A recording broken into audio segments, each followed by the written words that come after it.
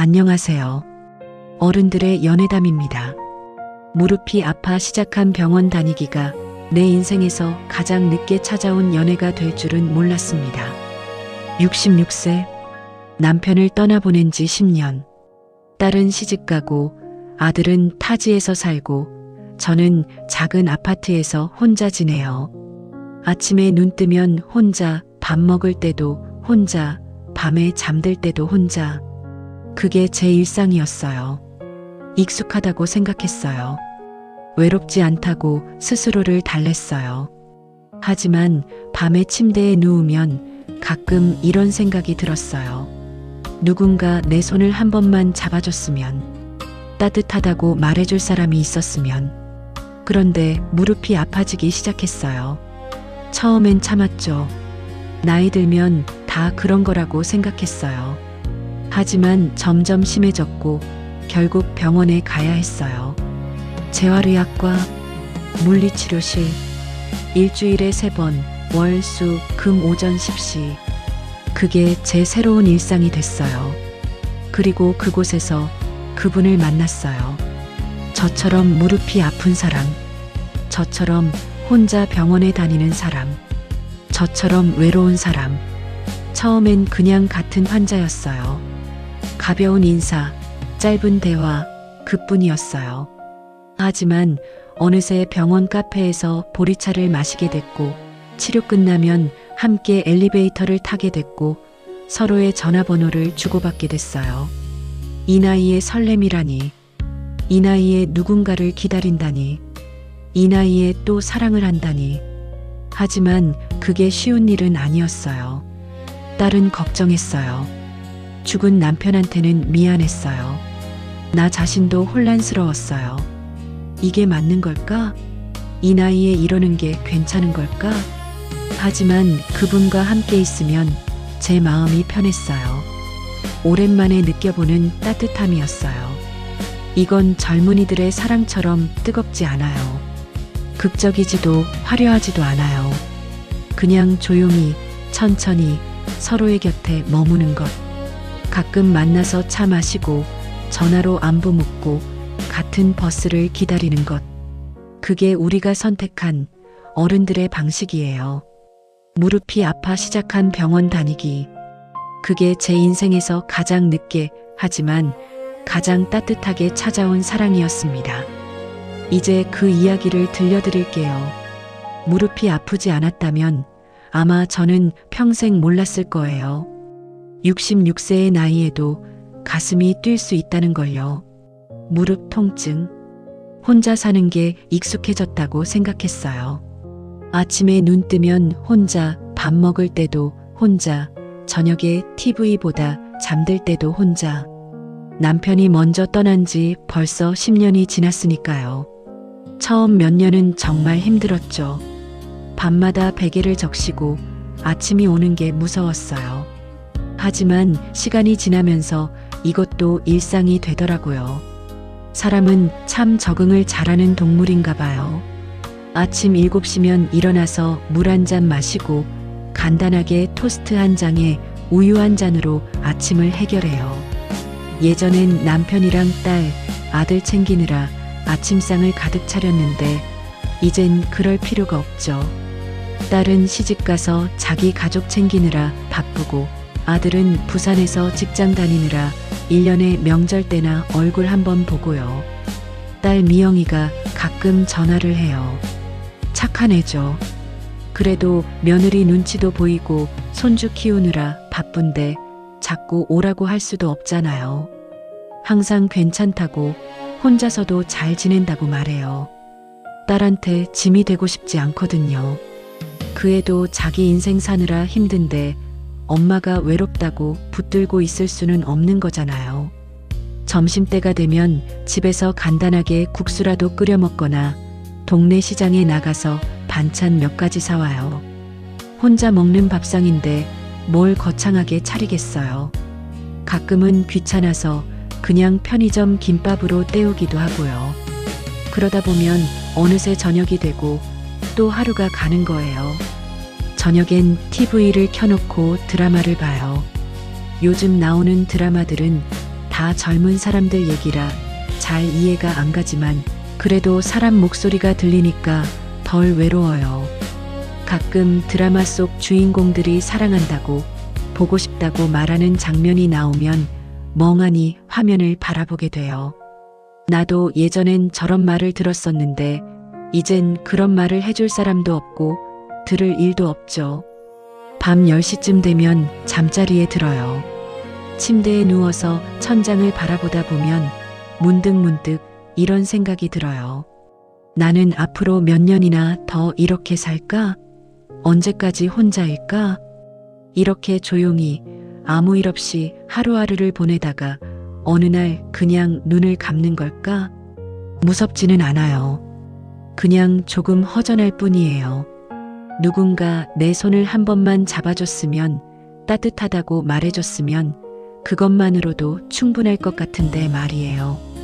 그런데 몇 달 전부터 무릎이 아프기 시작했어요. 처음엔 그냥 나이 들어서 그런가 보다 했죠. 계단 내려갈 때 조금 시큰거리는 정도였거든요. 파스 붙이고 따뜻하게 찜질하면 괜찮아질 줄 알았어요. 근데 시간이 갈수록 점점 심해지더라고요.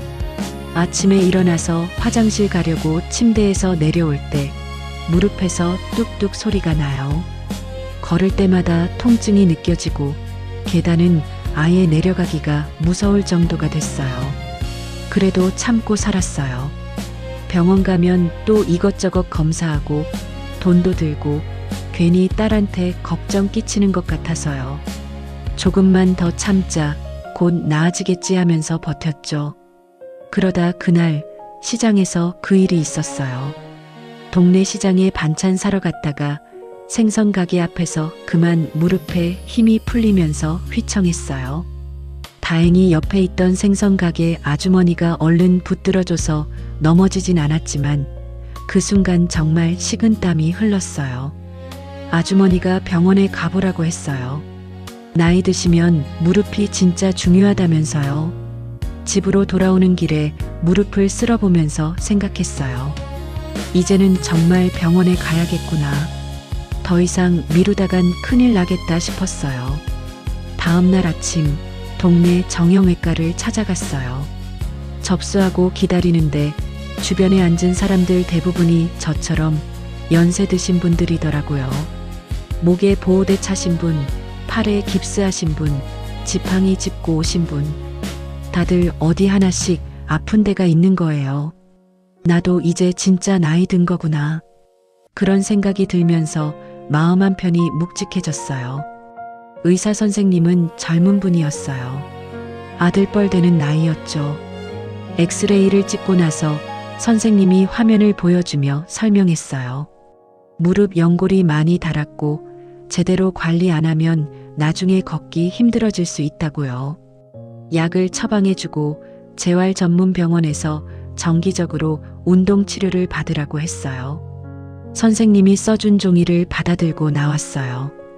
거기엔 큰 병원 이름과 재활의학과라는 글자가 적혀 있었죠. 집으로 돌아오는 버스 안에서 창밖을 바라봤어요. 거리를 걷는 사람들, 다들 바쁘게 자기 갈 길을 가고 있었어요. 젊은 사람들은 빠른 걸음으로, 아이를 데리고 가는 엄마들은 조심스럽게, 나처럼 나이 든 사람들은 천천히. 나도 저렇게 계속 걸을 수 있을까?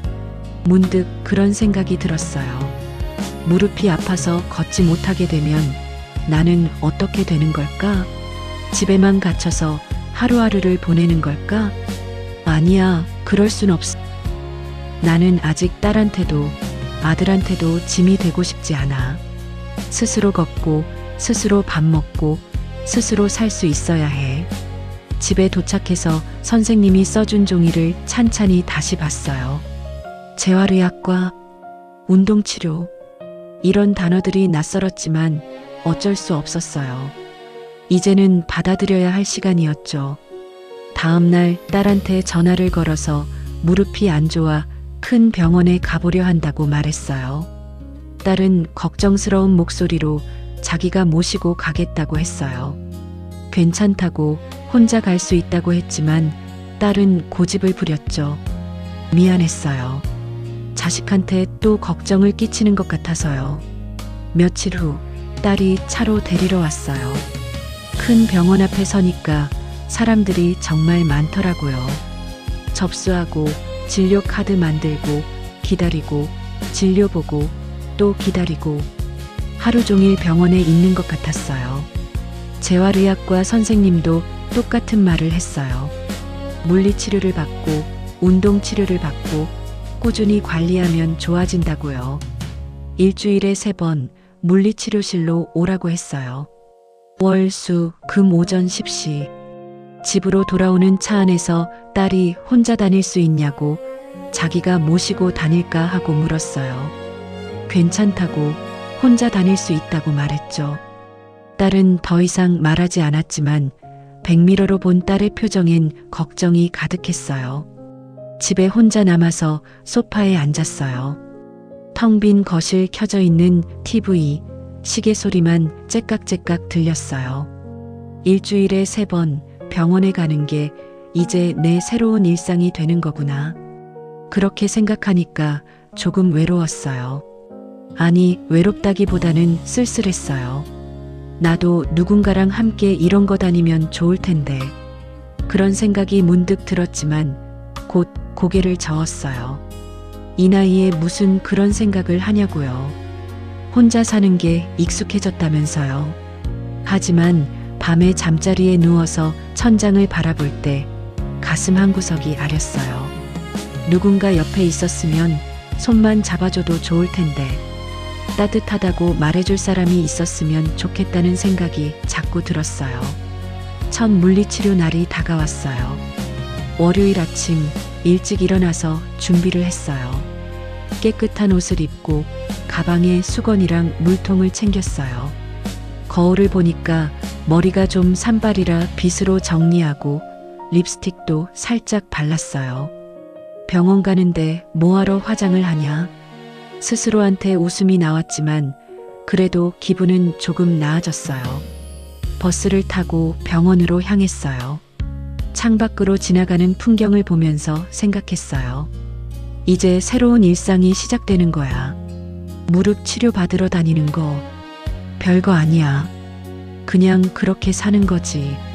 병원 1층 물리치료실 앞에 도착했어요. 문을 열고 들어서는 순간 하얀 침대들이 줄지어 있고 여러 운동기구들이 보였어요. 그리고 그 안에서 치료받고 있는 사람들. 대부분 저처럼 나이 드신 분들이었어요. 접수 창구에 다가가서 진료 카드를 내밀었어요. 접수를 마치고 안내받은 자리에 앉아서 주변을 둘러봤어요. 사람들은 다들 자기 치료에 집중하고 있었고 치료사 선생님들은 바쁘게 환자들을 돌보고 있었어요. 여기서 나도 좋아질 수 있겠지? 그런 생각을 하는데 옆자리 침대에서 누군가 조용히 움직이는 소리가 들렸어요.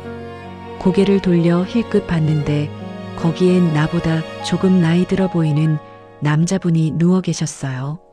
무릎에 온찜질 팩을 얹고 눈을 지그시 감고 계시더라고요. 그 모습이 왠지 편안해 보였어요. 나도 저렇게 치료받으면서 조금씩 나아지는 걸까? 그때 그분이 눈을 뜨고 우연히 저와 눈이 마주쳤어요. 조금 당황한 듯 보였지만 곧 쑥스러운 미소를 지으셨어요. 저도 모르게 고개를 살짝 숙여 인사했어요. 그리고 그 순간 가슴 한구석이 이상하게 두근거렸어요. 왜 그랬을까요? 그냥 처음 보는 사람인데, 그냥 같은 병원에서 치료받는 환자일 뿐인데, 근데 그 미소가, 그 눈빛이 왠지 따뜻해 보였어요. 물리치료실 접수 창구에 앉아서 제 차례를 기다리면서 생각했어요. 무릎이 아파서 시작한 병원 다니기가 내 인생에 어떤 변화를 가져올지는 그때 몰랐습니다. 물리치료사 선생님이 제 이름을 불렀어요. 일어서서 가방을 들고 침대 쪽으로 걸어갔어요. 무릎이 욱신거렸지만 최대한 안 아픈 척하며 걸었죠. 다른 사람들 앞에서 아프다고 티 내고 싶지 않았거든요. 3번 침대에 앉으니까 젊은 여자 치료사 선생님이 다가왔어요. 자기가 앞으로 제 담당이라고 소개하시더라고요. 일단 오늘은 무릎 상태 확인하고 간단한 온찜질이랑 전기 치료부터 시작한다고 했어요. 침대에 누우니까 천장이 보였어요. 하얀 천장에 형광등 불빛, 병원 특유의 소독약 냄새가 났고 주변에선 다른 환자들이 치료받는 소리가 들렸어요. 선생님이 제 무릎을 천천히 만지면서 이것저것 물었어요. 언제부터 아팠는지, 어떨 때 가장 아픈지, 계단 오르내릴 때는 어떤지 하나하나 대답하면서 참 꼼꼼하게 봐주시네 하는 생각이 들었어요. 선생님이 말하길 생각보다 많이 굳어 있지만 꾸준히 치료받으면 좋아질 거라고 했어요. 너무 걱정 말라면서요. 온찜질 팩을 무릎에 얹어주고 전기치료 패드를 붙여줬어요. 따뜻한 기운이 무릎에 스며드니까 조금 편해지는 느낌이었어요. 15분 정도 이렇게 있으라고 하시더라고요. 선생님이 다른 환자 쪽으로 가고 저는 천장을 보며 가만히 누워 있었어요. 그런데 옆에서 작은 신음소리가 들렸어요. 고개를 살짝 옆으로 돌리니까 아까 제가 앉아 있을 때 봤던 그 남자분이 침대에서 일어나려고 애쓰고 계셨어요. 무릎이 불편하신지 조심조심 움직이시는 모습이 보였어요. 치료사 선생님이 그쪽으로 가서 도와드렸어요. 그리고 그 남자분과 짧게 이야기를 나누시는 소리가 들렸어요. 치료 잘 받으셨냐고, 무릎은 좀 나아지셨냐고 물으시더라고요. 그분은 조용한 목소리로 대답하셨어요. 많이 좋아진 것 같다고, 감사하다고요. 목소리가 부드러웠어요. 왠지 예의 바른 분 같다는 느낌이 들었죠. 저는 계속 천장을 보고 있었지만 귀는 자꾸 옆에서 나는 소리 쪽으로 가 있었어요. 왜 그랬을까요? 그냥 옆 사람인데, 관심 가질 이유가 없는데. 15분이 지나고 치료사 선생님이 다시 제 쪽으로 왔어요. 온찜질 팩을 떼어내고 전기치료 패드도 제거했어요. 그리고 간단한 스트레칭을 시켜주셨어요. 무릎을 천천히 굽혔다 폈다 하는 동작이었는데 처음엔 뻣뻣했지만 점점 부드러워지는 느낌이 들었어요. 치료가 끝나고 침대에서 일어나는데 옆 침대에 그 남자분도 막 일어나시는 참이었어요. 우리 눈이 다시 한번 마주쳤고 그분이 먼저 조심스럽게 말을 걸었어요. 오늘 처음 오셨냐고요. 갑작스러운 말에 조금 당황했지만 고개를 끄덕였어요. 네, 처음이라고 짧게 대답했죠. 그분은 자기도 한 달 전부터 다니기 시작했는데 확실히 치료받으니까 좋아지더라고 말했어요. 꾸준히 다니면 금방 나아질 거라고 격려하듯 말해주셨어요. 그분의 말에 왠지 마음이 놓였어요. 낯선 병원, 낯선 치료실에서 불안했는데 누군가 이렇게 격려해주니까 조금 안심이 됐죠. 짧게 감사하다고 대답하고 가방을 챙겨 일어섰어요. 그분도 천천히 일어나서 침대 옆에 세워둔 지팡이를 잡으셨어요. 무릎 수술을 하신 모양이었어요. 우리는 나란히 물리치료실을 나왔어요. 복도를 걷는데 그분이 지팡이를 짚으며 천천히 걸으시는 모습이 보였어요. 저도 무릎이 아파서 빠르게 걸을 수 없었기 때문에 자연스럽게 비슷한 속도로 걷게 됐죠. 엘리베이터 앞에 도착해서 버튼을 눌렀어요. 잠시 기다리는 동안 그분이 다시 조심스럽게 말을 걸었어요. 무릎이 많이 불편하냐고요. 네, 요즘 계단 오르내리기가 힘들다고 했어요. 그분도 그랬다고 하셨어요. 수술하고 나서 재활하는데 처음엔 정말 힘들었대요. 근데 치료받으면서 점점 나아지니까 희망이 생기더라고요. 엘리베이터가 도착하고 문이 열렸어요. 우리는 함께 안으로 들어갔어요. 1층 버튼을 누르고 잠시 침묵이 흘렀어요. 그런데 이상하게도 불편하지 않았어요. 낯선 사람과 엘리베이터에 단둘이 있는 건데 왠지 편안한 느낌이었어요. 1층에 도착하고 문이 열렸어요. 우리는 함께 밖으로 나왔고 로비를 지나 병원 입구 쪽으로 걸었어요. 밖으로 나가려는데 그분이 또 조심스럽게 말했어요. 혹시 시간 괜찮으면 저기 카페에서 잠깐 쉬었다 가지 않겠냐고요. 치료받고 나면 항상 목이 마르더라면서요. 갑작스러운 제안에 조금 당황했어요. 처음 본 사람인데 함께 차를 마시자니. 하지만 거절할 이유도 없었어요. 그리고 솔직히 말하면 조금 궁금했어요. 이분은 어떤 사람일까? 왜 혼자 병원에 다니실까? 네, 좋다고 짧게 대답했어요. 우리는 병원 1층에 있는 작은 카페로 갔어요. 그분이 따뜻한 보리차를 2잔 주문했어요. 카페 한쪽 구석 자리에 앉았죠. 창밖으로 병원 앞 풍경이 보였어요. 사람들이 바쁘게 오가고 차들이 지나가고 평범한 일상의 모습이었어요. 보리차를 한 모금 마셨어요. 따뜻한 물이 목을 타고 내려가니까 기분이 좋아졌어요. 그분도 보리차를 마시며 자기소개를 했어요. 김태수라고, 올해 69이라고요. 저도 박순자라고 66이라고 말했어요. 그분은 나이는 자기가 좀 더 많다면서 편하게 말해도 된다고 했지만 전 존댓말이 편하다고 대답했어요. 짧은 대화였지만 왠지 마음이 편해졌어요. 이 사람은 나쁜 사람이 아니구나. 그냥 나처럼 혼자 병원 다니며 외로운 사람이구나. 그런 느낌이 들었어요. 제가 먼저 무릎 수술하셨냐고 물었어요. 그분은 고개를 끄덕이며 짧게 대답했어요. 네, 3달 전에 인공관절 수술을 했다고요. 오래 참다가 결국 수술까지 하게 됐대요. 지금은 재활 중이라고요. 많이 힘드셨겠다고 말했어요. 그분은 처음엔 걷는 것도 힘들었는데 요즘은 많이 나아졌다고 했어요. 선생님들이 잘 봐주셔서라면서요. 그분의 얼굴에 잠깐 씁쓸한 표정이 스쳤어요. 무슨 사연이 있는 걸까? 왜 혼자 다니실까? 가족은 없으신 걸까? 궁금했지만 물어볼 수는 없었어요. 처음 본 사람한테 그런 걸 물으면 실례잖아요. 우리는 잠시 침묵 속에서 보리차를 마셨어요. 그런데 이 침묵이 불편하지 않았어요. 오히려 편안했어요. 누군가와 함께 있다는 것, 말 없이도 같은 공간에 있다는 것만으로도 위로가 됐어요. 얼마나 시간이 흘렀을까요? 그분이 시계를 보며 이제 가봐야 할 것 같다고 했어요. 오늘 처음 뵙게 돼서 반가웠다고요. 저도 반가웠다고 짧게 대답했어요. 우리는 자리에서 일어났어요.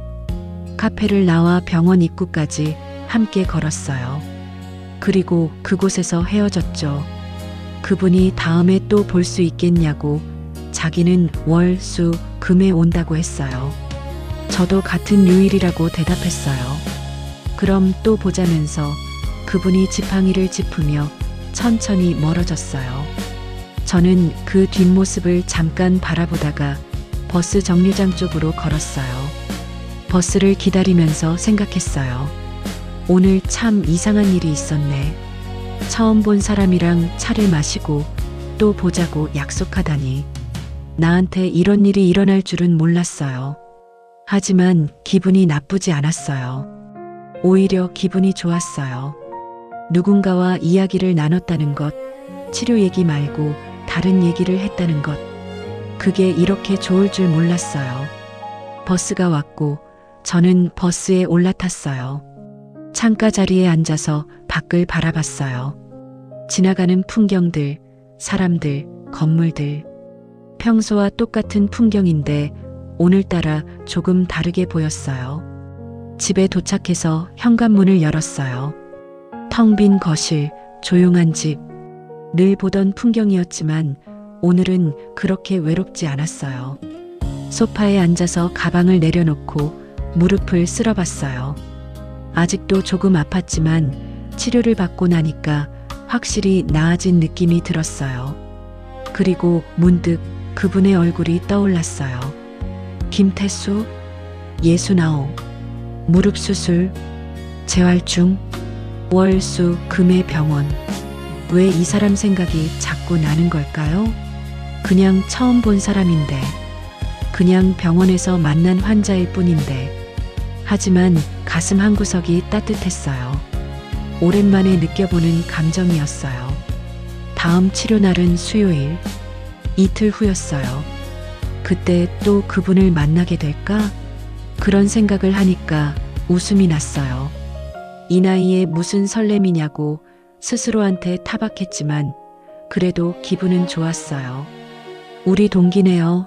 라는 그 말이 자꾸 귓가에 맴돌았습니다.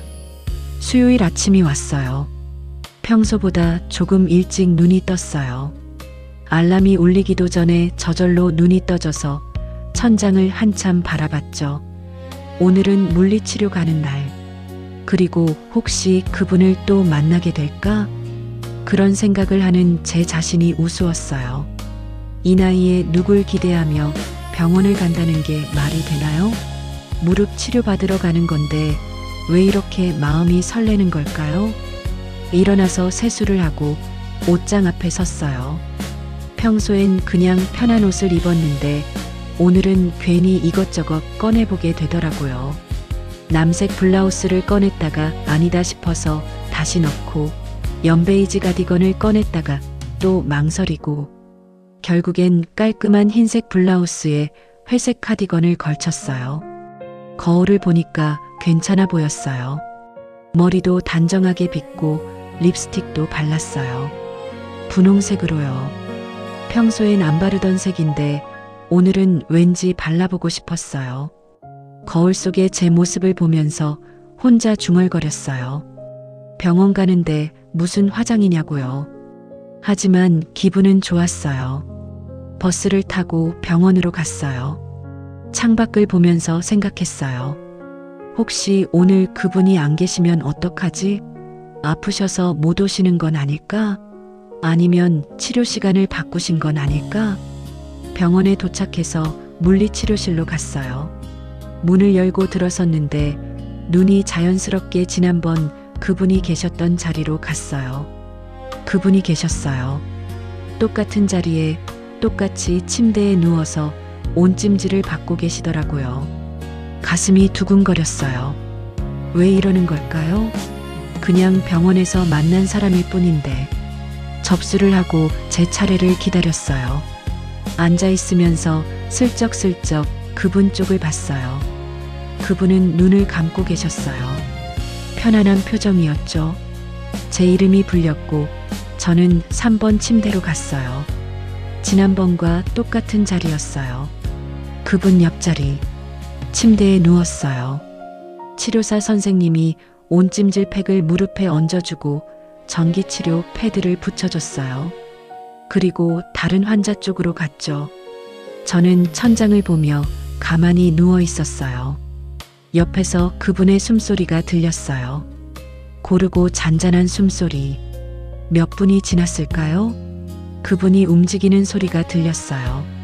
아마 치료가 끝난 모양이었어요. 침대에서 일어나는 소리, 지팡이를 잡는 소리. 그리고 그분이 조용히 말했어요. 오늘도 오셨네요. 라고. 고개를 돌려 그분을 봤어요. 그분은 침대 옆에 서서 저를 내려다보며 웃고 계셨어요. 네, 왔다고 짧게 대답했어요. 그분이 자기는 치료 끝났는데 혹시 끝나면 저기 카페에서 볼 수 있을까 하고 물었어요. 기다리고 있겠다고요. 제 대답을 기다리지 않고 그분은 천천히 물리치료실을 나갔어요. 가슴이 쿵쾅거렸어요. 기다리고 있겠다니. 저를 기다린다니. 이게 무슨 의미일까? 그냥 예의상 하는 말일까? 아니면 정말로 저를 보고 싶다는 뜻일까? 치료가 끝날 때까지 마음이 진정되지 않았어요. 15분이 이렇게 길게 느껴진 적이 없었어요. 치료사 선생님이 오셔서 스트레칭을 시켜주시는 동안에도 저는 계속 시계를 봤어요. 드디어 치료가 끝났어요. 침대에서 일어나서 가방을 챙기고 물리치료실을 나왔어요. 복도를 걸으면서 심호흡을 했어요. 진정하라고, 괜히 설레지 말라고, 그냥 차나 한잔하는 거라고. 카페에 도착했어요. 안을 둘러보니까 그분이 창가 자리에 앉아 계셨어요. 보리차 2잔이 테이블 위에 놓여 있었어요. 제가 다가가니까 그분이 웃으며 앉으라고 했어요. 보리차 주문해뒀다고요. 자리에 앉았어요. 보리차를 한 모금 마셨어요. 따뜻했어요. 그분이 치료는 어땠냐고 물었어요. 괜찮았다고, 무릎이 조금씩 나아지는 것 같다고 대답했어요. 그분도 요즘 많이 좋아졌다고 했어요. 지팡이 없이도 걸을 수 있을 것 같다고요. 우리는 잠시 침묵했어요. 그런데 이 침묵이 어색하지 않았어요. 편안했어요. 창밖을 보니까 햇살이 따뜻하게 내리쬐고 있었어요. 가을이 깊어지고 있었죠. 나뭇잎들이 노랗게 물들어가고 사람들은 긴 옷을 입고 다니고 그분이 날씨 참 좋다고 말했어요. 네, 그렇다고 대답했어요. 그분이 이런 날엔 밖에 나가서 산책이라도 하고 싶은데 아직 무릎이 그 정도는 아니라고 했어요. 저도 그렇다고 말했어요. 예전엔 공원에 자주 갔었는데 요즘은 무릎 때문에 못 가고 있다고요. 그분이 웃으며 말했어요. 나중에 무릎이 다 나으면 같이 공원 산책이라도 할까요? 라고. 농담인지 진담인지 알 수 없는 말투였어요. 저는 얼굴이 뜨거워졌어요. 뭐라고 대답해야 할지 몰라서 그냥 웃었어요. 그분도 함께 웃었어요. 그렇게 우리는 한참을 앉아서 이야기를 나눴어요. 날씨 얘기, 병원 얘기, 물리치료 얘기. 별것 아닌 이야기들이었지만 시간이 금방 갔어요. 시계를 보니 벌써 1시간이 지나 있었어요. 일어나야 할 시간이었어요. 제가 먼저 이제 가봐야 할 것 같다고 말했어요. 그분도 곧 일어나야겠다고 했어요. 우리는 자리에서 일어났어요. 카페를 나와 병원 입구까지 함께 걸었어요. 그분이 금요일에 또 볼 수 있겠냐고 물었어요. 네, 금요일이라고 대답했어요. 그럼 그때 또 보자면서 그분이 먼저 손을 흔들며 걸어갔어요. 저는 그 뒷모습을 바라보다가 버스 정류장으로 갔어요. 버스를 타고 집으로 돌아오는 길 창밖을 보면서 생각했어요. 이게 뭘까? 이 기분은 뭘까? 가슴이 따뜻하고 입가에 저절로 미소가 지어지고 다음에 만날 날이 벌써 기다려지고 이런 감정을 느낀 게 얼마만일까요? 남편이 살아있을 때 이후로는 처음인 것 같아요. 아니, 어쩌면 남편과 함께 있을 때도 이런 설렘은 느껴본 적이 없는지도 몰라요. 남편과의 사랑은 익숙한 사랑이었으니까요. 오랫동안 함께 살면서 당연하게 여긴 사랑. 근데 이건 달라요. 새로운 거예요. 낯선 거예요. 그래서 더 떨리는 거예요. 집에 도착해서 가방을 내려놓고 소파에 앉았어요. TV를 켰지만 화면에 집중이 안 됐어요. 자꾸만 그분의 얼굴이 떠올랐어요. 그분의 미소, 그분의 목소리, 그분이 보리차를 미리 주문해 놓은 것. 왜 미리 주문해 놓으셨을까? 제가 올 거라고 확신하셨던 걸까? 아니면 혹시나 해서 주문해 놓으신 걸까? 어느 쪽이든 그 마음이 고마웠어요. 누군가 저를 기다리고 저를 위해 뭔가를 준비해 놓는다는 게 이렇게 좋은 거였구나. 금요일이 왔어요. 또 같은 시간에 병원에 갔어요. 물리치료실에 들어서니까 그분이 이미 와 계셨어요. 그분도 저를 봤어요. 그리고 살짝 웃었어요. 저도 웃었어요.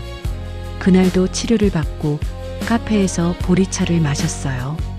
그날도 별것 아닌 이야기를 나눴어요. 그런데 그 시간이 너무 좋았어요. 다음 주도 그랬어요. 월요일, 수요일, 금요일.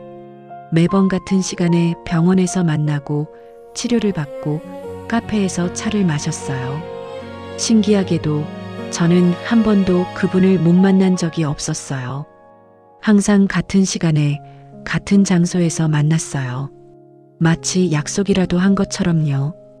어느 날 치료가 끝나고 엘리베이터를 기다리고 있었어요. 그분도 제 옆에 서 계셨죠.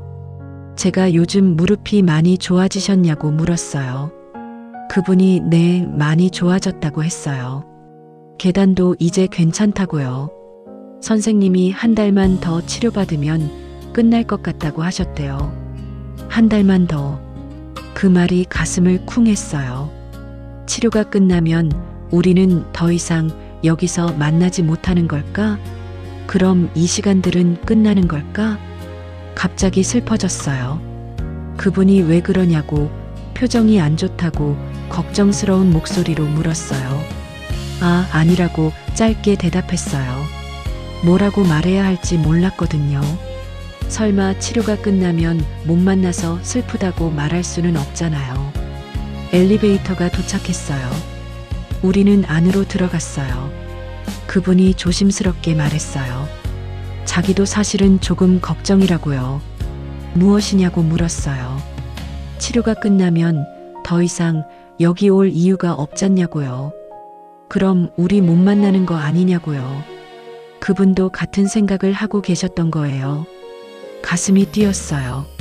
저도 그 생각했다고 조용히 말했어요. 엘리베이터가 1층에 도착했어요. 문이 열렸지만 우리는 잠시 움직이지 않았어요. 그분이 조심스럽게 물었어요. 그럼 치료가 끝나도 가끔 연락하면 안 되겠냐고요. 전화번호라도 주고받으면 안 되겠냐고요. 심장이 터질 것 같았어요. 네, 좋다고 짧게 대답했어요. 우리는 1층으로 나갔어요. 카페에 앉아서 전화번호를 주고받았어요. 그분의 전화번호가 제 휴대폰에 저장됐어요. 김태수? 그날 집에 돌아와서 휴대폰을 계속 들여다봤어요. 연락처에 저장된 그 이름을 보면서 웃음이 났어요. 이 나이에 무슨 전화번호를 주고받냐고요. 하지만 기분이 너무 좋았어요. 치료 얘기 말고 다른 얘기를 나눠본 게 얼마만인지 모르겠습니다. 그리고 이렇게 누군가를 다시 만나고 싶어진 게 얼마만인지도 모르겠습니다. 한 달이 흘렀어요.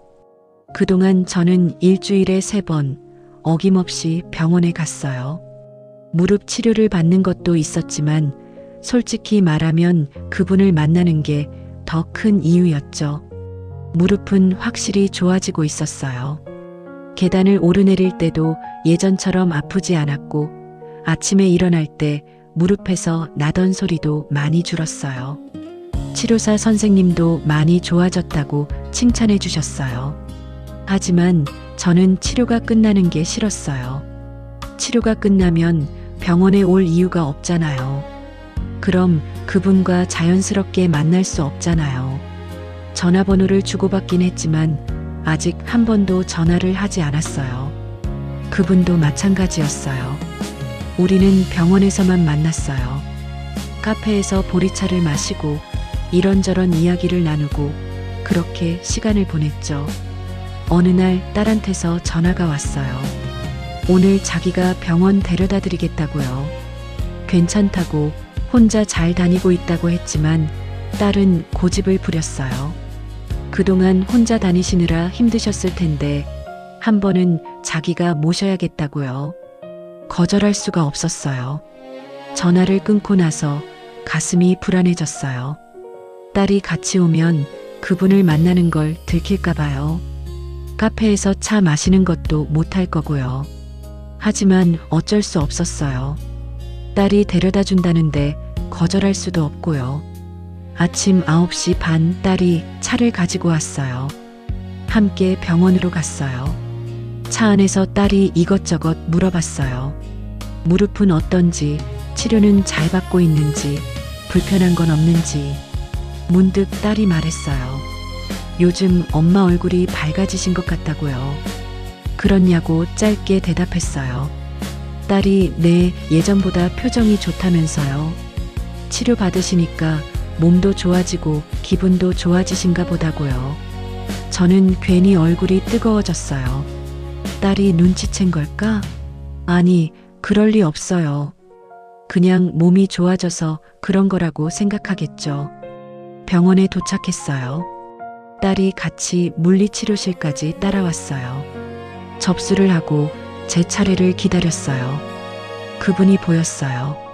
역시나 같은 자리에 계셨어요. 침대에 누워서 치료를 받고 계시더라고요.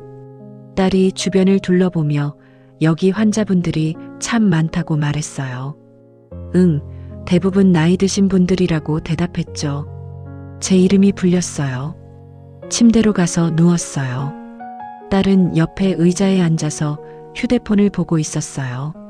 치료를 받는 동안 저는 그분 쪽을 한 번도 보지 않았어요. 딸이 있으니까 괜히 신경이 쓰였거든요. 15분이 지나고 치료가 끝났어요.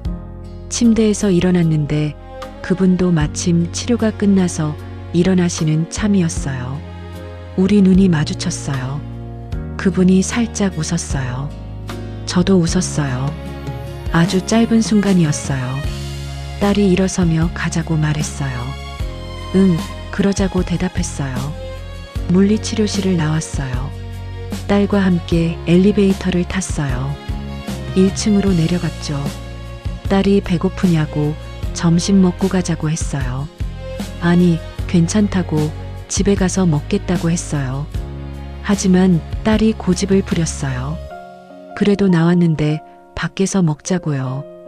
어쩔 수 없이 병원 근처 식당으로 갔어요. 식사를 하면서 딸이 말했어요. 엄마 치료 잘 받고 계시네요. 선생님들도 친절하시고요. 응, 잘 봐주신다고 대답했어요. 딸이 갑자기 물었어요. 근데 엄마, 혹시 거기서 아는 분 생기셨냐고요? 갑작스러운 질문에 깜짝 놀랐어요. 아는 분이라니 무슨 소리냐고 되물었어요. 딸이 아니, 그냥이라고 했어요. 혼자 다니시니까 외로우실 것 같아서라고요. 아니, 괜찮다고 말했어요. 치료받고 바로 집에 온다고요. 거짓말이었어요. 하지만 딸한테 말할 수 없었어요. 병원에서 남자를 만나고 있다고, 카페에서 차를 마신다고 어떻게 말해요? 식사를 마치고 집으로 돌아왔어요. 딸이 다음에 또 모시러 오겠다고 말했어요. 아니, 괜찮다고, 혼자 잘 다니고 있으니까 괜찮다고 했어요. 하지만 딸은 그래도 가끔은 자기가 챙겨야겠다고 했죠. 딸이 가고 저는 혼자 남았어요. 소파에 앉아서 한숨을 쉬었어요. 오늘은 그분과 이야기를 못했네. 카페에서 차도 못 마셨고요. 휴대폰을 꺼내서 연락처를 봤어요. 김태수? 전화를 할까? 아니, 뭐라고 말하지? 오늘 못 만나서 아쉬웠다고? 그런 말을 어떻게 해요? 결국 전화를 하지 않았어요. 며칠 후 금요일이 됐어요. 다시 혼자 병원에 갔어요. 그분을 만났어요. 카페에서 보리차를 마셨어요. 제가 조심스럽게 말했어요. 지난번엔 딸이 같이 와서 인사도 못 드렸다고요. 그분이 아, 따님이 오셨었구나 하며 말했어요. 괜찮다고요. 자기도 봤다고요. 제가 혹시 이상하게 생각하지 않았냐고 물었어요. 우리가 이렇게 만나는 거요? 라고 조심스럽게 덧붙였죠. 그분이 잠시 생각하더니 말했어요. 이상할 게 뭐 있냐고요. 우리 그냥 병원에서 만나서 차 마시는 사이잖냐고요.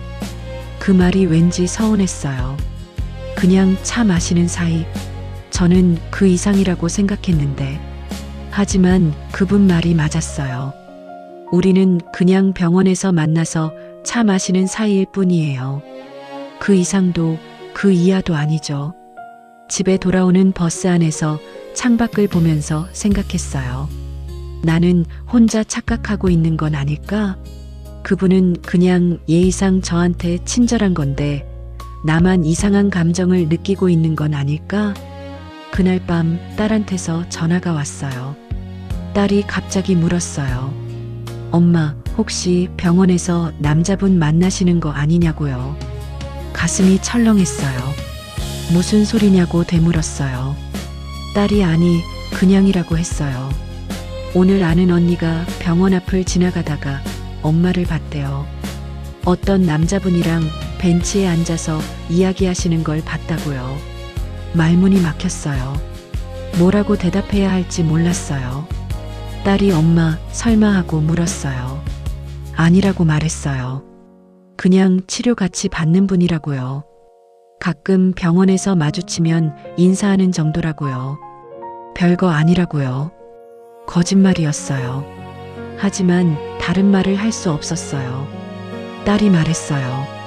엄마 조심하라고요. 요즘 나이 드신 분들 혼자 산다고 접근하는 사람들 많다고요. 돈 노리고 다가오는 사람들도 있다고요. 알았다고 걱정 말라고 짧게 대답했어요. 딸이 계속 말했어요. 자기가 엄마 걱정돼서 그런다고요. 엄마는 너무 착하시니까 또 누가 좋은 말로 다가오면 쉽게 믿으실까 봐라고요. 엄마가 그렇게 철없어 보이냐고 물었어요. 딸이 아니, 그게 아니라고 했어요. 엄마, 사람 너무 믿지 말라고요. 특히 남자는요. 전화를 끊고 나서 가슴이 답답했어요. 딸의 걱정은 이해해요. 하지만 왜 이렇게 서러운 걸까요? 나는 그냥 누군가와 이야기하고 싶었을 뿐인데, 그냥 차 한 잔 마시고 싶었을 뿐인데, 왜 그것조차 조심해야 하는 걸까요? 그날 밤 잠을 이루지 못했어요. 천장을 보면서 생각했어요. 딸 말이 맞을지도 몰라요. 내가 너무 쉽게 다가간 건 아닐까? 그분도 나를 어떻게 생각하는지 모르는데 나만 혼자 이상한 감정을 갖고 있는 건 아닐까? 창밖을 보니 달이 떠 있었어요. 환하게 빛나는 달. 저 달도 혼자 떠 있네요. 나처럼요. 사람 너무 믿지 마 라는 딸의 말이 자꾸 귓가에 맴돌았습니다. 딸의 전화 이후로 저는 한동안 그분과 거리를 두려고 했어요. 병원에는 계속 갔지만 치료가 끝나면 바로 집으로 돌아왔어요. 카페에 가지 않았죠. 그분이 기다리고 계신 것 같았어요. 치료실을 나갈 때마다 복도에서 서성이시는 모습이 보였거든요. 하지만 저는 못 본 척하고 엘리베이터를 타고 내려갔어요. 이게 맞는 거겠죠. 딸 말대로 조심하는 게 맞는 거겠죠. 이 나이에 무슨 설렘이에요. 그냥 혼자 조용히 사는 게 나아요. 하지만 가슴은 자꾸 아팠어요. 그분의 얼굴이 자꾸 떠올랐어요. 카페에서 보리차를 마시던 그 시간들이 그리웠어요. 일주일이 지났어요. 월요일, 수요일, 금요일. 3번 모두 그분을 피했어요. 치료만 받고 바로 집으로 돌아왔죠. 그런데 다음 주 월요일 이상한 일이 있었어요. 평소처럼 물리치료실에 갔는데 그분이 안 계셨어요. 늘 계시던 자리가 비어 있었어요. 혹시 아프신 건 아닐까? 무슨 일이 생긴 건 아닐까? 갑자기 걱정이 됐어요. 치료를 받는 동안 내내 신경이 쓰였어요. 그분은 왜 안 오신 걸까? 치료가 끝난 걸까? 아니면 정말 어디 편찮으신 걸까? 치료가 끝나고 물리치료실을 나왔어요. 엘리베이터를 타려고 복도를 걷는데 계단 앞에서 누군가 서 있는 게 보였어요. 그분이었어요. 계단 난간을 붙잡고 한참을 망설이고 계셨어요. 내려갈까 말까 그런 표정이었어요. 저도 모르게 다가갔어요. 괜찮으시냐고 물었어요. 그분이 고개를 돌려 저를 봤어요. 얼굴에 땀이 맺혀 있었어요. 그분이 괜찮다고 했어요. 그냥 무릎이 좀 아프다고요. 계단은 무리하지 말고 엘리베이터 타시라고 말했어요. 그분이 엘리베이터가 고장이래요. 지금 수리 중이라고 했어요. 그제야 알았어요. 엘리베이터 앞에 공사 중이라는 팻말이 붙어 있더라고요. 그럼 제가 같이 내려가겠다고 말했어요. 그분이 고개를 저었어요. 아니, 괜찮다고요. 혼자 할 수 있다고요. 하지만 저는 고집을 부렸어요. 혼자 하시다 다치시면 어떡하냐고요. 제가 도와드리겠다고요. 저는 그분 옆에 섰어요. 그분이 천천히 계단을 내려가기 시작했어요. 한 계단, 한 계단 조심스럽게. 저도 옆에서 천천히 함께 내려갔어요. 혹시나 그분이 비틀거리시면 붙잡아 드리려고요. 1층까지 내려가는데 한참 걸렸어요. 다른 사람들은 저희를 지나쳐 빠르게 내려갔지만 우리는 천천히, 아주 천천히 내려갔어요. 1층에 도착했어요. 그분이 한숨을 쉬며 감사하다고 했어요. 덕분에 무사히 내려왔다고요. 괜찮다고 말했어요. 잠시 침묵이 흘렀어요. 그분이 조심스럽게 물었어요. 요즘 제가 피하는 것 같다고요. 무슨 일 있냐고요. 아니라고 거짓말했어요. 그냥 바빴다고요. 그분이 고개를 끄덕였어요. 하지만 그분의 표정엔 슬픔이 어려 있었어요. 그분이 혹시 자기가 실수한 게 있냐고 물었어요. 불편하게 해드렸다면 죄송하다고요. 아니라고 말했어요. 그분 잘못이 아니라고요. 그냥 제 사정이라고요. 그분이 더 이상 묻지 않았어요. 하지만 그 침묵이 더 무거웠어요. 잠시 후 그분이 조심스럽게 말을 꺼냈어요. 자기 얘기를 조금 해도 되냐고요. 저는 고개를 끄덕였어요. 그분이 말했어요. 자기는 오래전에 이혼했다고요. 젊을 때 사업이 힘들어지면서 아내와 사이가 멀어졌대요. 결국 헤어졌고 자녀들과도 서먹해졌대요. 명절에 안부 전화 정도만 주고받는 사이라고요. 그래서 평생을 외롭게 살았대요. 일만 하고 먹고 자고 그렇게 시간을 보냈대요. 누군가와 진짜 마음을 나눠본 적이 없었다고요. 그런데 병원에서 저를 만났다고요. 처음엔 그냥 같은 환자로 인사만 했는데 이야기를 나누다 보니까 마음이 편해졌대요. 오랜만에 누군가와 연결된 느낌을 받았다고요. 그분이 말을 멈췄어요. 그리고 조용히 덧붙였어요. 만약 제가 불편하시다면 더 이상 이러지 않겠다고요. 그냥 조용히 치료만 받고 가겠다고요. 가슴이 아팠어요. 그분도 저처럼 외로웠던 거예요. 그분도 누군가와 이야기 나누고 싶었던 거예요. 그분도 혼자였던 거예요. 저도 말을 했어요. 딸이 걱정한다고요. 나이 든 사람들 혼자 산다고 노리는 사람들 있다면서 조심하라고 했다고요. 그분이 고개를 끄덕였어요. 따님 말씀이 맞다고요. 세상에 나쁜 사람들도 많으니까요. 하지만 자기는 그런 사람이 아니라고요. 그냥 저와 이야기 나누는 게 좋았을 뿐이라고요. 다른 의도는 없었다고요. 그분의 눈빛이 진실해 보였어요. 그분의 목소리에는 간절함이 담겨 있었어요. 저는 알았어요. 그분이 나쁜 사람이 아니라는 걸요. 그분도 저처럼 그냥 외로운 사람일 뿐이라는 걸요. 그런데 왜 이렇게 죄책감이 드는 걸까요? 죽은 남편한테 미안하고 딸한테도 미안하고 그분한테도 미안하고 나는 그냥 누군가와 차 한 잔 마시고 싶었을 뿐인데 그게 이렇게 복잡한 일이 될 줄 몰랐어요. 우리는 한참을 말없이 서 있었어요. 병원 1층 로비, 사람들이 오가는 그곳에서 우리는 각자의 외로움을 안고 서 있었어요. 그분이 먼저 말했어요. 이제 가봐야겠다고요. 오늘 만나서 반가웠다고요. 저도 그렇다고 짧게 대답했어요. 그분이 천천히 멀어졌어요. 지팡이를 짚으며 조심조심 걸어가는 뒷모습이 왠지 쓸쓸해 보였어요. 저도 버스 정류장으로 걸어갔어요. 버스를 기다리면서 눈물이 났어요. 왜 눈물이 나는지 모르겠어요. 그냥 슬펐어요. 집에 돌아와서 소파에 앉았어요.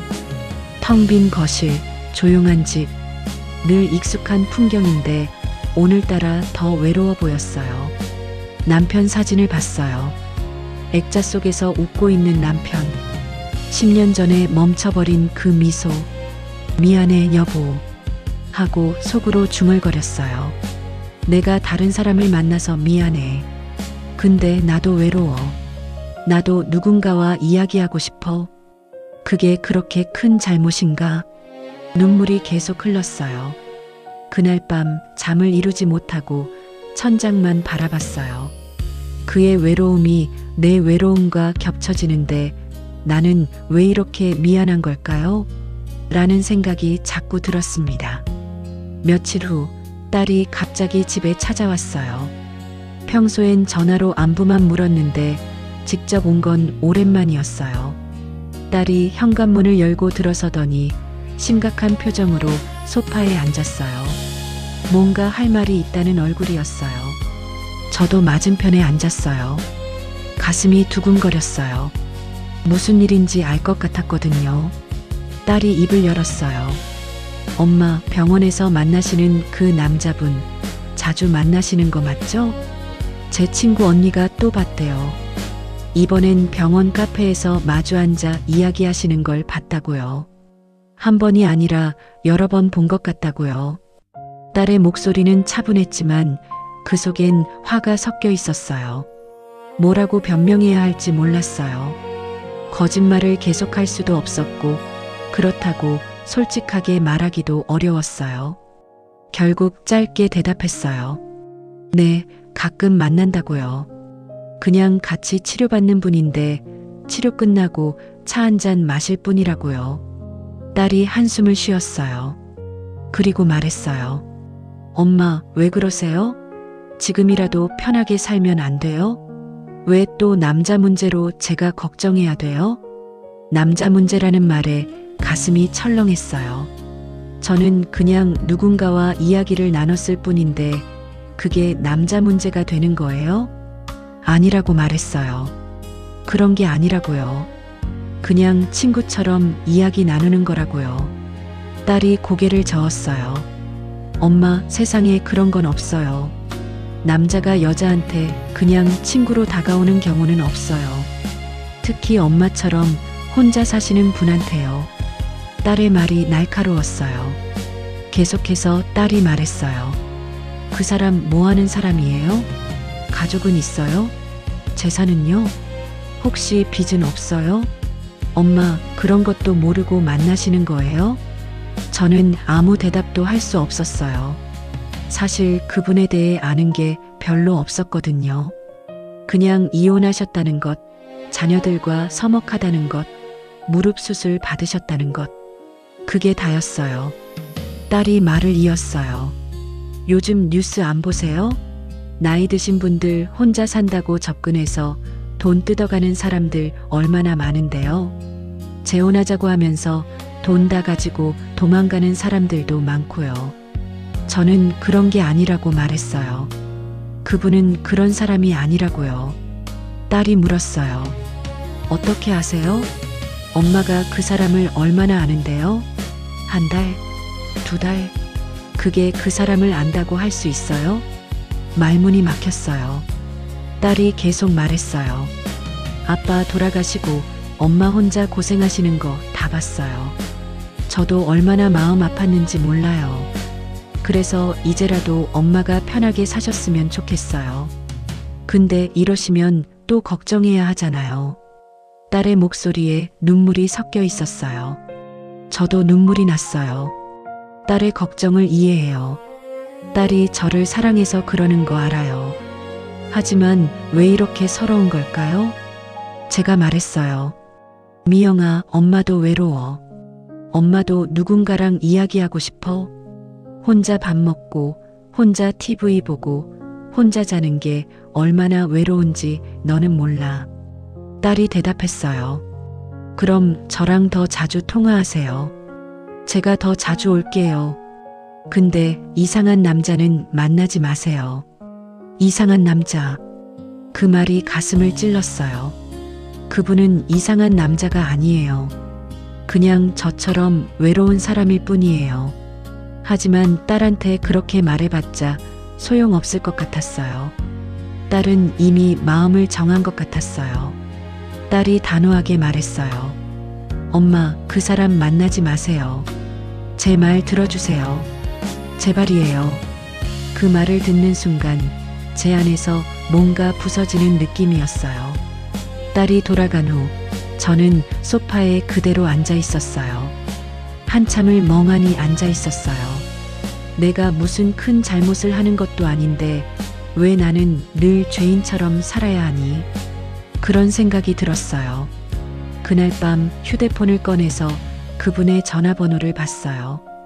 김태수? 그 이름을 한참 바라봤어요. 전화를 걸까 말까? 한참을 고민했어요. 하지만 결국 전화를 하지 않았어요. 다음 날 병원에 갔어요. 하지만 치료 시간을 일부러 바꿨어요. 오전 10시가 아니라 오후 2시로요. 물리치료실에 들어섰을 때 그분은 안 계셨어요. 당연했어요. 그분은 오전에만 오시니까요. 치료를 받는 동안 옆자리 침대가 텅 비어 있었어요. 늘 그분이 계시던 자리가 비어 있으니까 왠지 허전했어요. 치료가 끝나고 바로 집으로 돌아왔어요. 카페에 가지 않았어요. 그분을 만나지 않았어요. 그렇게 일주일이 지났어요. 저는 계속 오후에 치료를 받으러 갔어요. 그분을 피했어요. 휴대폰을 볼 때마다 그분의 이름이 보였어요. 하지만 전화를 걸지 않았어요. 그분도 전화를 하지 않으셨어요. 아마 그분도 알고 계신 거겠죠. 제가 피하고 있다는 걸요. 밤마다 잠을 이루지 못했어요. 그분의 얼굴이 떠올랐어요. 카페에서 보리차를 마시던 그 시간들이 그리웠어요. 하지만 어쩔 수 없었어요. 딸이 그렇게 반대하는데 제가 계속 만날 수는 없잖아요. 그래, 이 나이에 뭘 더 바라니? 그냥 여기까지였지.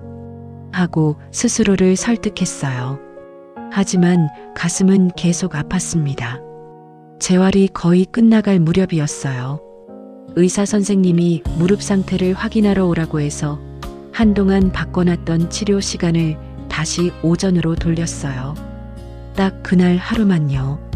병원에 도착해서 진료를 받았어요. 선생님이 무릎이 많이 좋아졌다고 하셨어요. 이제 한두 번만 더 치료받으면 끝날 것 같다고요. 좋은 소식이었지만 가슴 한편이 허전했어요. 치료가 끝나면 정말로 이 병원에 올 일이 없는 거잖아요. 진료를 마치고 복도를 걷고 있었어요. 엘리베이터를 타고 내려가려고요. 그런데 복도 끝에서 낯익은 뒷모습이 보였어요. 휠체어에 앉아 계신 그분이었어요. 가슴이 철렁했어요. 왜 휠체어에 앉아 계신 걸까? 무슨 일이 있으신 걸까? 발걸음을 돌리려고 했어요. 이대로 못 본 척하고 가려고요. 하지만 발이 움직이지 않았어요. 결국 그쪽으로 천천히 걸어갔어요. 가까이 다가가니까 그분이 고개를 돌려 저를 봤어요. 놀란 표정이었어요.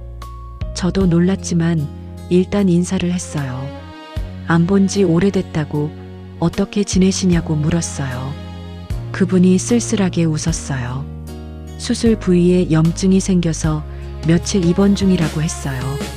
좀 아팠지만 이제 많이 나아졌다고요. 제 잘못이었어요. 제가 피하는 바람에 그분이 혼자 아프셨던 거예요. 제가 옆에 있었으면 조금이라도 위로가 됐을 텐데요. 미안하다고 말했어요. 제가 그동안 피했다고요. 딸이 걱정해서 어쩔 수 없었다고요. 그분이 고개를 저었어요. 괜찮다고요. 이해한다고요. 따님이 걱정하시는 게 당연하다고요. 그리고 조용히 말했어요. 사실 연락드리고 싶었는데 괜히 폐만 될까봐 참았다고요. 따제 시도 현계송님이 싫어하시는 것 같아서 그냥 조용히 있었다고요. 그분의 목소리가 떨렸어요. 그 떨림이 제 가슴까지 전해졌어요. 저도 목이 메었어요. 한참을 말없이 서 있다가 결국 입을 열었어요. 솔직히 말씀드릴게요. 라고 시작했어요. 나 요즘 선생님 생각 많이 했어요. 병원 오는 게 즐거웠던 건 치료 때문이 아니라 선생님 때문이었어요. 카페에서 보리차 마시던 그 시간이 제 하루에서 가장 행복한 시간이었어요. 말을 하는데 눈물이 났어요. 참으려고 했는데 참을 수가 없었어요. 그분도 눈가가 붉어졌어요. 저는 계속 말했어요. 근데 딸이 걱정하니까 제가 어떻게 해야 할지 모르겠더라고요. 나이 들어서 자식한테 걱정 끼치는 것도 미안하고 죽은 남편한테도 미안하고 근데 선생님이 그리운 것도 사실이에요. 그분이 천천히 말했어요. 자기도 그렇다고요. 병원에서 저를 못 보니까 하루하루가 외로웠다고요. 치료받으러 오는데 의미가 없더라고요. 그냥 무릎 아픈 사람일 뿐이더라고요. 우리는 한참을 그렇게 서 있었어요. 복도 한가운데서 휠체어에 앉은 그분과 서 있는 저. 말없이 서로를 바라봤어요. 그분이 조심스럽게 말했어요. 자기는 욕심 없다고요. 그냥 가끔 전화라도 할 수 있으면 좋겠다고요. 아니면 치료 끝나고 나서 한 달에 한 번이라도 차 한 잔 마실 수 있으면 좋겠다고요. 큰 거 바라는 게 아니라고요. 그냥 이렇게 가끔 얼굴 보고 안부 묻고 그 정도면 충분하다고요. 그분의 눈빛이 간절했어요. 저도 그렇다고 말했어요. 저도 그것만으로 충분하다고요. 그때였어요. 복도 저 끝에서 누군가 서 있는 게 보였어요. 딸이었어요. 엄마 걱정돼서 병원까지 찾아온 거였어요. 딸이 멀리서 저희를 보고 있었어요. 휠체어에 앉은 남자와 그 앞에서 눈물 흘리며 서 있는 엄마를 저는 딸과 눈이 마주쳤어요. 딸의 표정은 복잡했어요. 화난 것 같기도 하고 놀란 것 같기도 하고 슬픈 것 같기도 했어요. 그분도 딸을 봤어요. 그리고 저를 봤어요. 미안하다는 표정으로요. 딸이 천천히 이쪽으로 걸어왔어요. 저는 가슴이 두근거렸어요. 또 야단 맞을 거라고 생각했어요. 하지만 딸은 저희 앞에 서서 한참을 말없이 서 있었어요. 그리고 조용히 물었어요. 이분이 엄마가 말씀하신 그분이세요? 네, 라고 짧게 대답했어요. 딸이 그분을 봤어요. 그분도 딸을 봤어요. 잠시 침묵이 흘렀어요. 딸이 입을 열었어요. 저는 딸입니다. 엄마 걱정돼서 왔어요. 그분이 고개를 숙였어요. 죄송합니다. 따님께 걱정을 끼쳐드린 것 같네요. 라고 말했어요. 딸이 아니라고 했어요.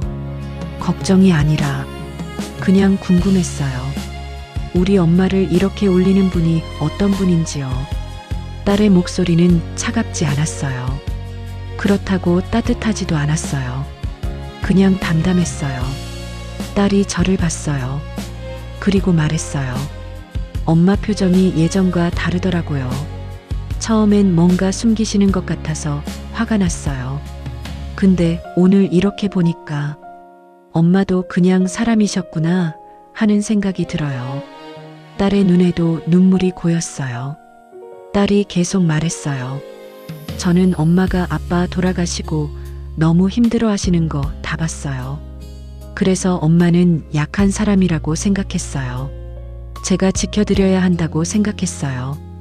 근데 엄마도 사랑하고 싶으셨던 거였네요. 저는 딸을 봤어요. 딸도 저를 봤어요. 엄마와 딸 두 사람의 눈물이 동시에 흘렀어요. 딸이 한숨을 쉬었어요. 그리고 말했어요. 저도 잘 모르겠어요. 이게 맞는 건지 틀린 건지. 근데 엄마가 행복하시면 그게 제일 중요한 거 아닐까요? 딸의 말에 가슴이 뭉클했어요. 딸이 그분을 다시 봤어요. 그리고 조심스럽게 말했어요. 우리 엄마 아프게 하시면 안 돼요. 엄마는 제가 생각하는 것보다 훨씬 강한 분이시지만 그래도 다치시면 안 돼요. 그분이 고개를 끄덕였어요. 알겠다고, 조심하겠다고, 따님 말씀 명심하겠다고요. 딸이 저를 봤어요. 엄마, 저 먼저 갈게요. 생각 좀 하고 싶어요. 그리고 돌아서서 걸어갔어요. 복도 끝에서 한번 뒤돌아보더니 손을 작게 흔들었어요. 저도 손을 흔들었어요. 딸이 사라지고 저와 그분만 남았어요. 한참을 말없이 있다가 그분이 조심스럽게 물었어요. 이제 어떻게 하면 좋을까요? 저도 잘 모르겠다고 말했어요. 근데 일단 딸이 조금은 이해해 준 것 같다고요. 그게 다행이라고요. 그분이 웃었어요. 처음으로 편하게 웃는 얼굴이었어요. 저도 웃었어요. 우리는 그렇게 한참을 앉아서 서서 이야기를 나눴어요. 앞으로 어떻게 지낼지 천천히 생각해 보기로 했어요. 급하지 않기로 했어요. 그냥 천천히 우리만의 속도로 가기로 했어요. 병원을 나설 때 해가 지고 있었어요. 노을이 아름다웠어요. 그분이 저를 배웅해 주셨어요. 휠체어를 타고 천천히 병원 입구까지요. 헤어지면서 그분이 말했어요. 다음 주에 또 봐요 라고. 네, 다음 주에요 라고 대답했어요. 버스를 타고 집으로 돌아오는 길 창밖을 보면서 생각했어요. 선생님 덕분에 사는 맛이 뭔지 알았어요 라고 말하는 순간 눈물이 났습니다. 하지만 그건 슬픈 눈물이 아니었습니다. 시간이 흘렀어요. 재활치료는 공식적으로 끝났어요. 무릎도 많이 좋아졌고 이제는 계단도 무리 없이 오르내릴 수 있게 됐어요. 하지만 저는 여전히 한 달에 한 번 정기검진을 핑계 삼아 병원을 찾았어요. 사실 꼭 가야 하는 건 아니었지만 그래도 갔어요. 그분도 그랬어요. 비슷한 이유로 한 달에 한 번 병원에 오셨어요. 우리는 병원 1층 카페에서 만났어요. 항상 같은 자리, 창가 옆 테이블에 앉았어요. 보리차를 마시며 이런저런 이야기를 나눴어요. 날씨 얘기, 건강 얘기, 뉴스 얘기, 자식 얘기. 별것 아닌 이야기들이었지만 그 시간이 좋았어요. 가끔은 병원 근처 공원을 산책하기도 했어요. 천천히, 아주 천천히 걸었어요. 무릎이 완전히 나은 건 아니었으니까요. 하지만 그 느린 걸음이 좋았어요. 급할 것도 없었고 어디 가야 할 곳도 없었으니까요. 딸은 가끔 전화로 물었어요. 엄마, 그분 만나셨어요? 라고요. 네, 만났다고 대답하면 딸은 잠시 침묵하다가 조심하시라고 말했어요. 그 말 속엔 더 이상 반대도 걱정도 아닌 그냥 받아들임이 담겨 있었어요. 어느 날 딸이 집에 찾아왔어요. 손에 과일 바구니를 들고요. 소파에 앉아서 차를 마시다가 딸이 조심스럽게 물었어요. 엄마, 그분이랑 결혼 같은 거 생각하세요? 저는 고개를 저었어요. 아니, 그런 거 아니라고요. 그냥 가끔 만나서 이야기 나누는 것만으로도 충분하다고요. 딸이 왜냐고 물었어요. 저는 창밖을 보며 말했어요. 우리 나이엔 함께 산다는 게 쉬운 일이 아니라고요. 서로 익숙한 생활 방식이 있고 자식들도 있고 각자의 집도 있고요. 그걸 다 바꾸면서까지 함께 살 필요는 없다고요. 그냥 가끔 만나서 차 마시고 산책하고 전화하고 그 정도면 충분하다고요. 그것만으로도 하루가 외롭지 않다고요. 딸이 고개를 끄덕였어요. 그리고 조용히 말했어요. 엄마, 제가 너무 심하게 말했었어요. 죄송해요. 아니라고 말했어요. 내가 걱정해서 그런 거 아는데 뭐. 오히려 엄마가 미안해. 딸이 웃었어요. 저도 웃었어요. 그날 딸이 돌아가면서 말했어요. 엄마, 그냥 엄마 마음 다치지만 않게 잘 지내세요. 그게 제일 중요한 것 같아요. 고맙다고 말했어요. 딸의 뒷모습을 보면서 가슴이 따뜻해졌어요. 다음 주 또 병원에 갔어요. 카페 창가 자리에 앉아있는 그분이 보였어요. 이미 보리차 2잔을 주문해 놓으셨더라고요. 제가 다가가니까 그분이 웃으며 자리를 권했어요. 앉아서 보리차를 한 모금 마셨어요. 따뜻했어요. 그분이 물었어요. 요즘 어떻게 지내세요? 그냥 그렇게 지낸다고 대답했어요. 딸도 이제 괜찮아 한다고요. 그분이 다행이라고 말했어요. 우리는 한참을 그렇게 앉아서 이야기를 나눴어요. 창밖으로 사람들이 오가는 게 보였어요. 병원에 오는 사람들, 진료받고 나가는 사람들 모두 각자의 삶을 살고 있었어요. 우리도 그랬어요. 각자의 집에서 살고 각자의 일상을 보내고 가끔 이렇게 만나서 차를 마시는 거예요. 거창한 사랑도 아니고 극적인 재회도 아니에요. 그냥 조용히 천천히 서로의 곁에 머무는 거예요. 시간이 되어 일어났어요. 카페를 나와 병원 입구로 걸었어요. 밖에는 버스 정류장이 있었어요. 우리는 같은 방향 버스를 타야 했어요. 집이 그쪽이거든요. 버스를 기다리면서 나란히 서 있었어요. 말없이 편안하게. 버스가 왔어요. 우리는 함께 버스에 올랐어요. 창가 자리에 나란히 앉았어요. 버스가 출발했어요. 창밖으로 거리 풍경이 지나갔어요. 그분이 조용히 말했어요. 다음 주에도 올 거죠? 네, 온다고 대답했어요. 그분이 웃었어요. 저도 웃었어요. 버스는 계속 달렸어요. 우리 집이 있는 동네까지 천천히 가고 있었어요. 내릴 시간이 됐어요.